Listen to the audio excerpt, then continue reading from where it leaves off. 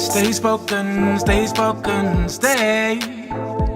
Stay spoken, stay spoken, shred.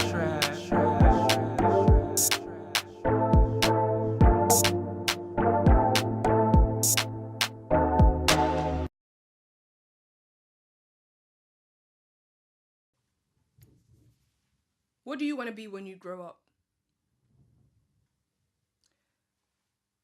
When I was young, I thought I wanted to be a cook because I would take pride in what my mother would do. Close to a miracle to feed all of us belly full with hardly any food. I would never take that skill for granted, but at the time I didn't think it was cool. Because when I was growing up, I wanted to be a footballer.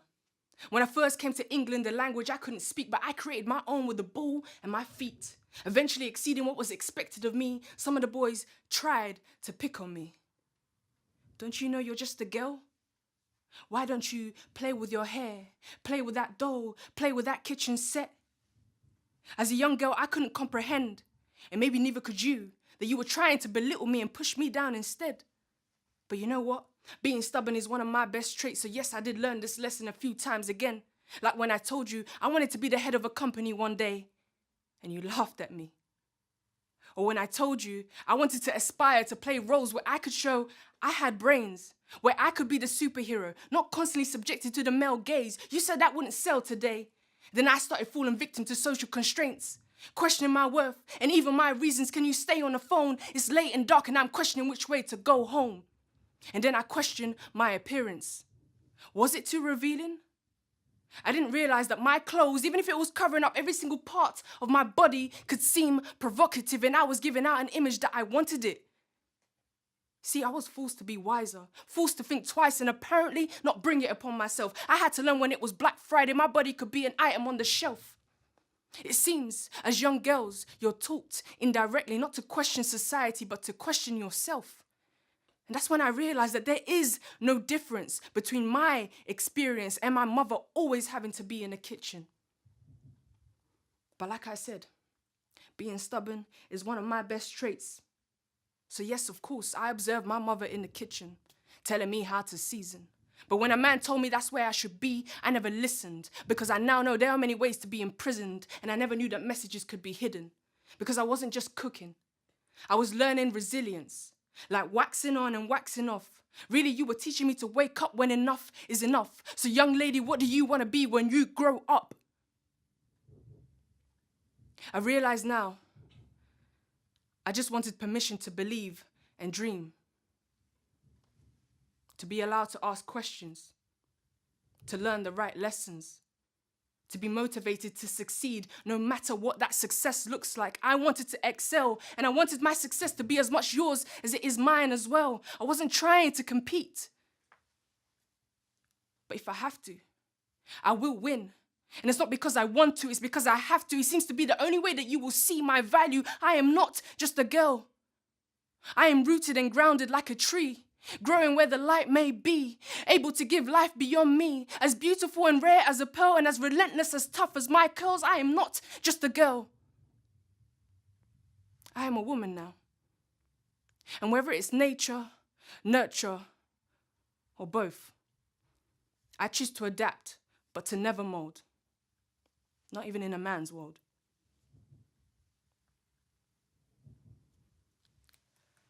My mind expands left, thinking of how to convey these rhymes as my eyes turn red. I'm still awake, still breathing, still alive. Then my mind expands right, free-flowing my heavy thinking into words of light. But what am I thinking? Trying to piece together these thoughts that just won't and can't be free because I'm thinking. It's like I'm a prisoner of my thoughts, yet my thoughts are caged in, trying to figure out a way to get out or get in. Yes, you have to get in to get out, so I'm persistent to formulate an escape route through the mouth. With great perseverance and determination. Because what's a prison break without the characteristics of being bull-headed, willing to risk everything when you're constantly flagging me when you think I'm in the red? What do you think, I'm not ready? What do you have to lose? When your identity has been scattered in the air, a dandelion blown to shreds. So who are you chasing? Who are you looking for? Because I am the essence of your dreams. I am a mirror of many places, many faces. I am something that everyone believes. I am in the oxygen that you can't see, but somehow involuntarily you decide to breathe. I am a reflection of you. The better and the worst version of you. But yet, you will discard me instead. With my hands held up high, you will still shoot me dead. But still, daydream about me when you look in the mirror before you go to bed. Yes, I'm still attached to you like a long piece of thread that you might be able to yank or hide away. Cut the t-shirt into a million pieces, but the fabric won't break. I'm sewn in where you wear your heart in your sleeves, laced up, tangled up in your veins, the foundation of DNA, from the color of my eyes to the tightest curl of my hair. However much you attempt to alter it, I'm still there. In the wind or in the rain, in the midst of all your confusion and all your pain. Yes, I'm overwhelming. And you might decide to suppress all this with a fancy pill that they told you might be helping. But I return because I am not to blame. I am not a burden. Because it's you that holds the key to unlock my secrets and dismantle this chain. You see the destination that you walk to seek. Understand that I am the cuts and bruises on your feet. I am the reason that you cannot sleep and you cannot think. I lay dormant within, somewhere dark, but all the colors of the rainbow underneath the skin. And when you leave this world, for every day that I did not flourish in you and flow in you, I will continue to grow for those who came after you. I will be alive in the youth because you can't live without me as much as I can't live without you. And the more that you try, you will never truly be free. So search inside your heart and you will find that proof that I'm just the hardest thing to accept within yourself because I am the truth.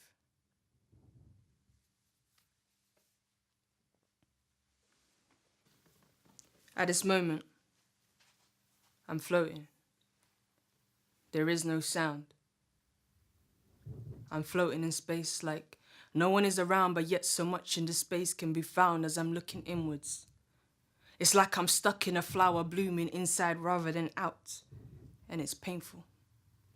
Like I've outgrown my shoes. No money to buy new ones, my ego continues to bruise. My feet be my only carriage, so reluctantly I continue to move on a journey to nowhere, yet somewhere. Because I have concrete pathways cemented down just like my veins, so I know they won't change. Do you believe in fate? Or is there a moment that you cause the change? Knowing that the journey is like the blood streaming to send electrical signals from the muscles to the brain. I don't know where I'm heading. But yes, so sure that there's a reason for this pain. Yes, there's a reason. I realize that there's a reason. A reason why some people want to find themselves, and even a reason why some people want to lose themselves. We're certainly not all the same. Because life comes in waves. Life comes in, shapes us differently. Life comes in waves. Life comes in, drags you one way or another. Trust me, there is no listening because life is just like the sea. And some of us are completely lost at sea. Believe me, I know that sometimes I can be. Even if the sea is calm, still, you can still feel stranded. You can still feel alone. If you've drifted way too far, no longer know which way is home. So what do? You remain. You stay. You create an abode from the debris. You make your home in a sea. Is it all because we came from the womb, looking to be free, immersed in water? So maybe we're just looking for something close to home. And we forget that this is not home. Life comes in waves. Life comes in, shapes us differently. Life comes in waves. Life comes in, drags you one way or another. Trust me, there is no listening because life is just like the sea. And some of us are completely lost at sea. But I'll continue to be that message in a bottle.